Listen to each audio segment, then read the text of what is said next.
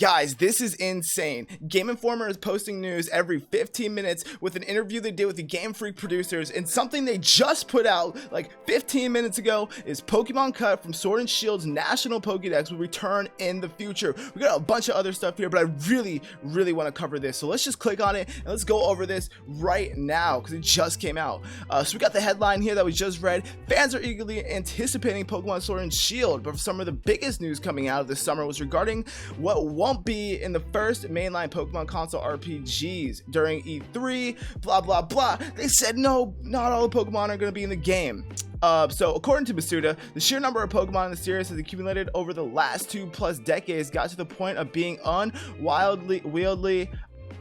Okay, up to now, we've been proud. We've been able to include so many Pokemon in the games, but as a result of that, there's actually been quite a few features or gameplay ideas that we've had to abandon in the past. So, they've had so much Pokemon, they had so much going on with these Pokemon, making stuff for these Pokemon and all the features with them, that they had to abandon gameplay features. That's interesting. That's the first time we've really heard them actually confess that. Going forward, thinking about the future of Pokemon, we want to prioritize all those new gameplay ideas and new ways to enjoy the game, and want to challenge ourselves at Game Freak to create new ways to enjoy the game. That's really what drove the decision for this new direction, and we're seeing that. Pokemon Camp, Pokemon Jobs, Dynamax Raids, Overworld Pokemon, Random Encounters, Overworld Pokemon. We're seeing all of that going on right now, and honestly, I am not upset because they're coming back in the future games. And will they be in the 4th gen remix, or there'll be DLC? Will there be patches?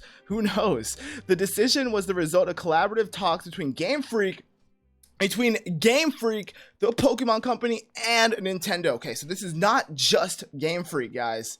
Let's calm it down.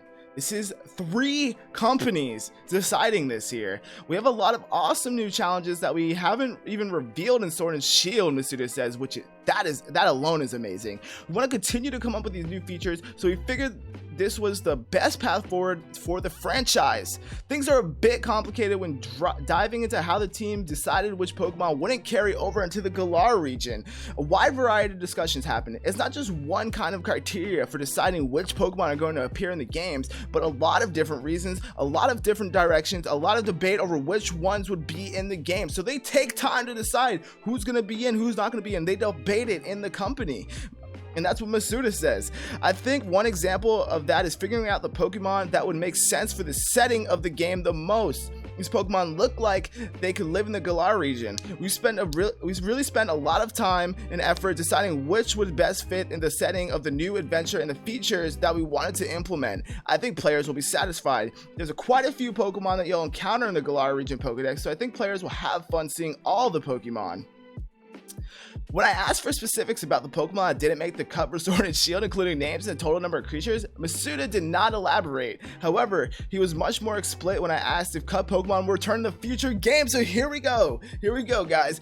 Definitely they will return in the game, he says. You can look forward to seeing Pokemon that don't appear in these games appearing in different region in future games. I think Pokemon Home for a lot of players will serve as a launching pad to gather them all here and then embark on future adventures. So like I said, okay, so maybe not DLC, maybe not patches, but 4th gen remakes. Pokemon Home has been announced, but details to this point are scarce. Masuda intends on keeping it that way for a bit longer, but he did offer a bit more insight into the upcoming app. We're really designing it as the place for all your Pokemon together, so it's really important for the future of the franchise, and it'll be more than even Pokemon Bank as you place together all your Pokemon in one spot.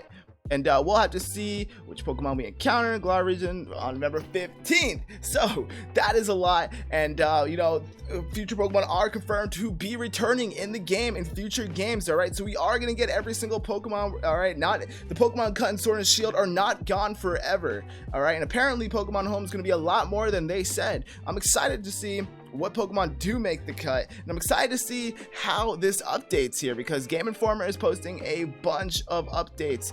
They just posted HMs are not in the game. Pokemon Sword and Shield introduces autosave, which is something we kind of figured with the little animation.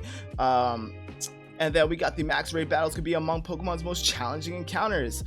So we got some stuff we already knew. Hopefully they drop some new stuff here. And then we got that live stream going on Friday, which is going to be super hype. And we're definitely going to keep you updated. If you guys aren't in the Discord server, make sure you guys join that. That's where we post all our Pokemon Sword and Shield news as a group where we figure it out here. So definitely check it out, and make sure you guys like down below and subscribe if you're new. And thank you so much for your support. Love you guys, and I'll see you soon. When this Game Informer information is done, we're gonna post a brand new video. So with all that said, peace out, and I love you guys.